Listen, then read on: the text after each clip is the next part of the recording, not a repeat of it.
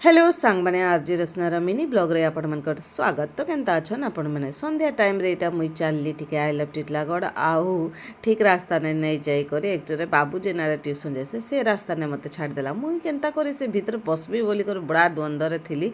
तार पछे पड़ापड़ी पार करी करी मुई पिबाटे आसी गली रे भाई। तापरे टिके समय पर बाबू भी पले आसला आ दुई माँ पुई ने आमे जगी थिलु बाबूर बापा के। किंतु गोटे घटना हो गला। बाबूर बापा के तो छुट्टी एका नहीं मिलला। आमर बाबू भी बिचरा केते बेल तक थिबा तो से भी तार सांग मानकर संगे टिके बुली पलाला रहीगली एकला मुई। का करमी बोली कर पूरा पार्क ने एकला बुल्ली बुल्ली झूला झूलली झूलली मजा कली। आउ क्या करमी कह केबे केबे निज के भी एकला टाइम देवार कथा एंता लागला मते से दिन।